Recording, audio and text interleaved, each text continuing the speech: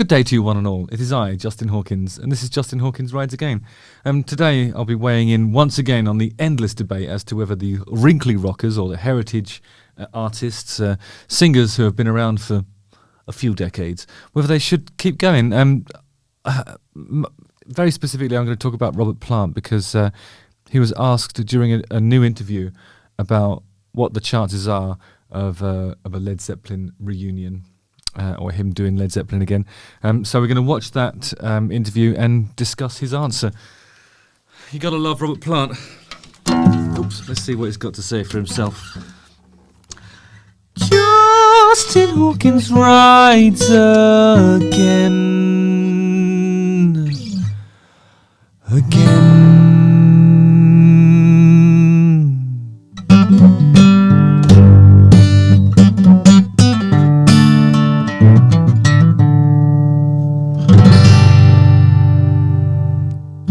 Put the old headphones on and listen to a legend speaking on the matter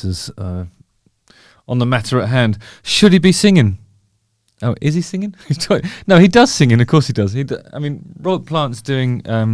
He's entered that sort of mature, folky phase of his career, and he's doing it with aplomb, winning all those prizes. Those duets with Alison Krauss are impressive, aren't they? It's Robert Plant. He's a legend. Robert Plant seems completely disinterested in ever getting back up on stage with Zeppelin, no matter how big the audience is or how big the payday is. He spoke about this in a new interview with Los Angeles Times. Remember, Robert Plant still plays live shows on a regular basis. He just doesn't want to do it with Led Zeppelin. Yeah, Robert Plant plays live shows on a regular basis, but he doesn't do them, he doesn't sing in the same way that he used to.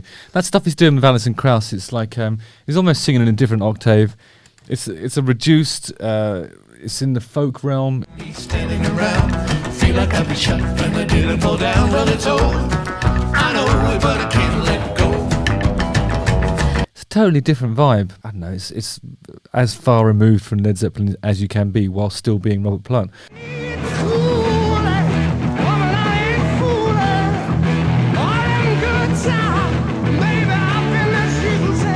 He's obviously not up for doing Led Zeppelin. I think if you look at that the footage from 2007, everybody wanted to go to that show.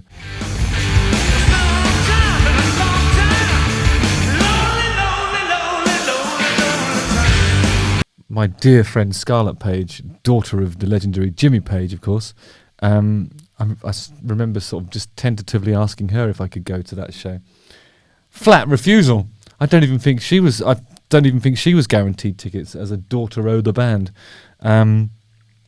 It was really tough. So there would obviously be demand for it. They'd be selling out stadiums all over the world, but they don't need to, do they? One of the biggest selling bands of all time. They formed in 1968 in London. They are one of the best-selling music artists of all time. Their total record sales are estimated to be between 200 and 300 million units worldwide.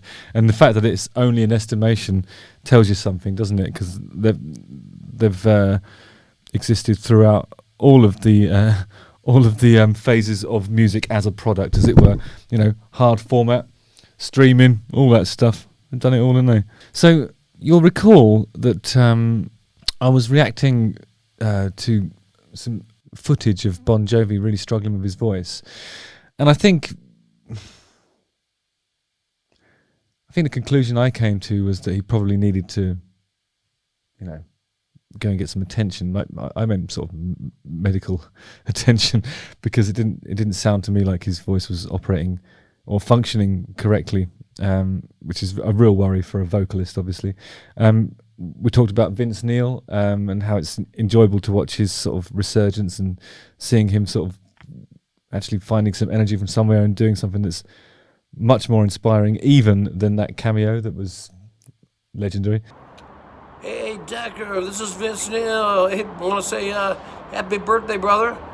This is actually from Christian, Mom, Ethan, and Blake. So keep on rocking, shout the devil, and do some feel good stuff in big old 4-0, you man. All right, see you later. And we talked about Whitesnake, where really I think David Coverdale's really relying on the sort of auxiliary vocal efforts of the people in the front row to get his performance over the line. And these people are struggling, in different ways, and they're all from a certain era. And Robert Plant is from a generation before Bon Jovi and Vince Neil, really.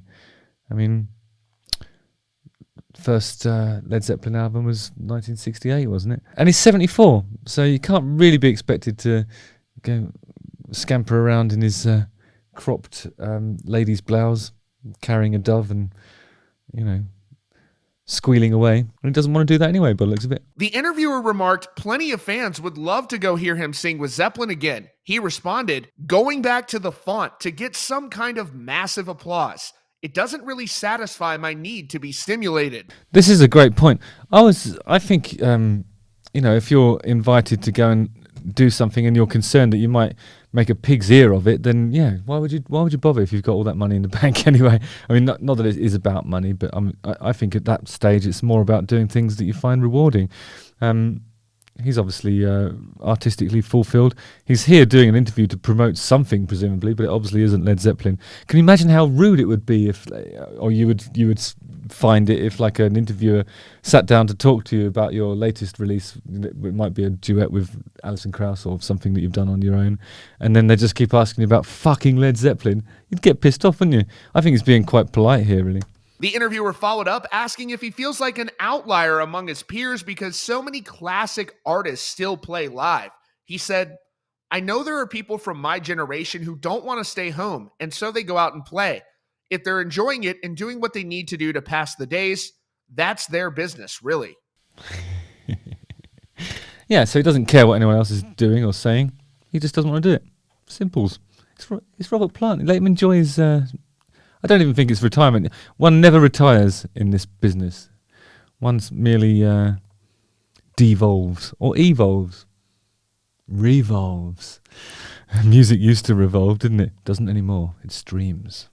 A similar interview he gave last year to Mojo when he spoke about legacy artists looking decrepit on stage, almost as if they're clinging to a life raft and can't let it go. I like the way they call it legacy artists. When you buy a new laptop and then it has something like a USB-A port on it, they call that a legacy port, meaning obsolete. So here on in, let's not call it legacy, let's call it obsolete. Let's just be honest about it.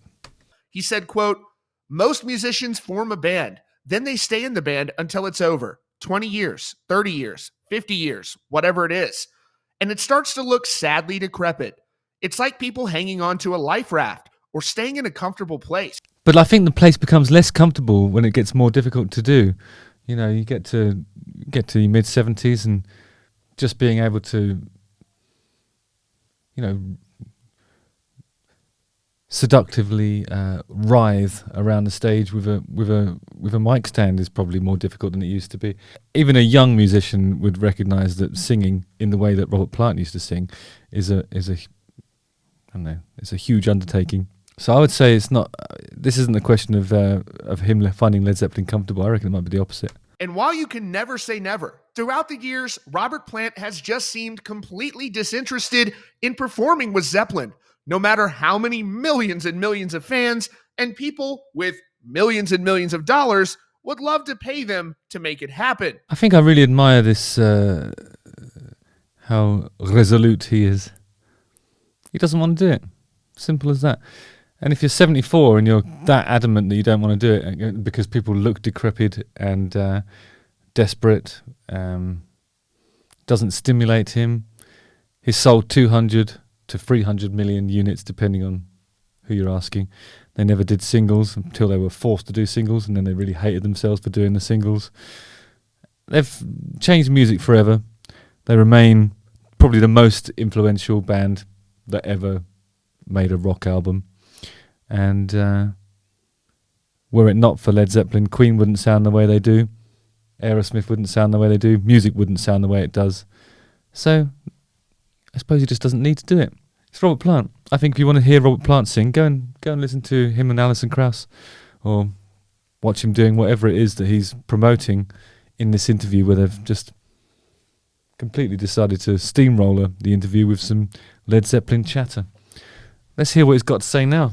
There was a rumour, of course, that some of the footage from that last show they did in 2007 may not, as with a lot of live recordings, there may have been some sort of jiggery pokery after the event, perhaps a couple of things overdubbed or underdubbed or perhaps even just replaced. But, that's just the way people make live recordings.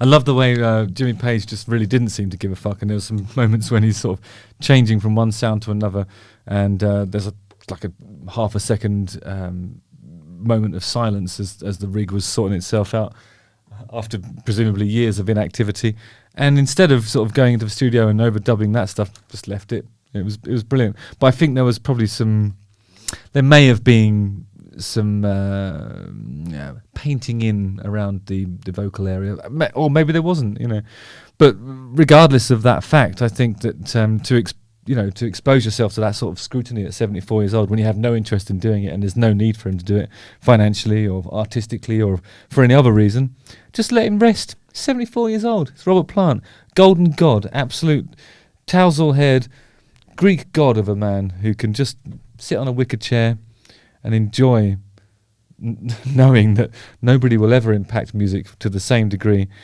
and that more or less everybody in the world who does rock will have taken influence from him and his oeuvre.